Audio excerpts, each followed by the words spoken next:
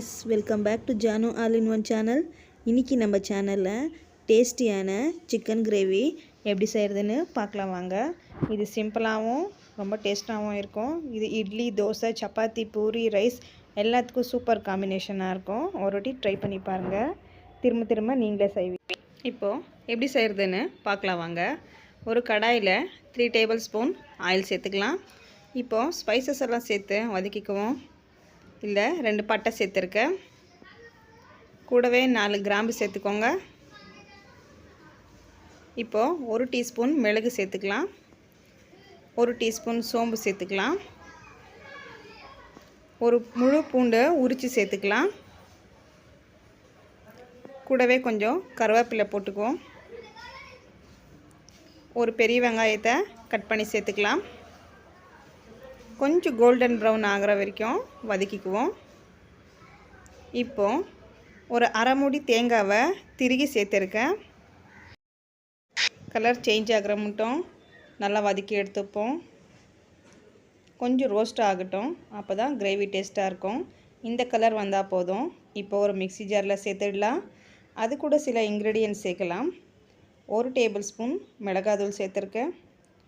1 table spoon தனியா பொடி சேர்த்துக்கலாம். இது காரம் கூட குறைய பார்த்து சேர்த்துக்கோங்க. இப்போ மஞ்சள் பொடி சேர்த்துக்குவோம். இதை கிரைண்ட் பண்ணிக்கலாம். நெக்ஸ்ட்டு ஒரு கடாயில் ஒரு 3 or 4 டேபிள் ஸ்பூன் ஆயில் சேர்த்துக்கலாம். ஆயில் சூடானதும் ஒரு பெரிய வெங்காயத்தை கட் பண்ணி சேர்த்துருக்கேன். இது கொஞ்சம் கண்ணாடி பதம் வர வரைக்கும் வதக்கி எடுத்துக்கலாம். கண்ணாடி பதம் வந்ததும் 4 காஞ்ச மிளகாய், ஒரு கொத்து கருவேப்பிலை சேர்த்துருக்கேன். இது கொஞ்சம் ஃப்ரை ஆனதும் ஒரு 3லேருந்து 4 தக்காளி கட் பண்ணி வச்சுருக்கிறேன். நீங்கள் கிரேவிக்கு ஏற்ற மாதிரி சேர்த்துக்கோங்க. நான் 3 தக்காளி பொடிசாக கட் பண்ணி சேர்த்துக்கிறேன். தக்காளி கொஞ்சம் வதங்கட்டும். இப்போது இஞ்சி பூண்டு பேஸ்ட்டு 1 டேபிள் ஸ்பூன் சேர்த்துருக்கேன். இது ரா ஸ்மெல் போகிற வரைக்கும் வதக்கி எடுத்துக்கலாம். நெக்ஸ்ட்டு ஒரு 3/4 கிலோ சிக்கனை மஞ்சள் பொடி போட்டு வாஷ் பண்ணி வச்சுருக்கேன்.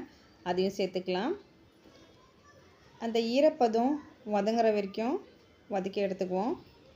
நெக்ஸ்ட்டு கல்லுப்பு டேஸ்ட்டுக்கு ஏற்ற கூட குறைய சேர்த்துக்கோங்க. கல்லுப்பு சேர்த்து ஒரு 2 மினிட்ஸ் வதக்கி எடுத்துப்போம். நெக்ஸ்ட்டு இப்போது அரைச்சி வச்சுருக்கிற விழுதை சேர்த்துக்குவோம். சேர்த்து மிக்ஸ் பண்ணி விட்டுக்கலாம். தண்ணி இப்போ சேர்க்காதீங்க. எல்லாம் மிக்ஸ் ஆகி வந்ததுக்கப்புறமா தேவையான தண்ணி சேர்த்துக்கலாம். உங்களுக்கு கிரேவி ஜாஸ்தி வேணும்னா கொஞ்சம் தண்ணி சேர்த்துக்கோங்க. இல்லை திக்காக வேணும்னா கம்மியாக சேர்த்துக்கோங்க. நான் மிக்ஸி ஜார் அலசி கொஞ்சமாக சேர்த்துருக்கேன். இப்போ இது 15லேருந்து 20 மினிட்ஸ் நல்லா பாயில் ஆகட்டும். அப்புறமா பார்க்கலாம் காய்ஸ். இப்போது மூடிடுவோம். இப்போது டேஸ்டியான சிக்கன் கிரேவி ரெடி காய்ஸ். என் ஸ்டைலில் ஒரு வாட்டி செஞ்சு பாருங்கள், ரொம்ப பிடிக்கும். எங்கள் சேனல் பிடிச்சிருந்தா லைக் பண்ணுங்கள், ஷேர் பண்ணுங்கள், சப்ஸ்கிரைப் பண்ணுங்கள்.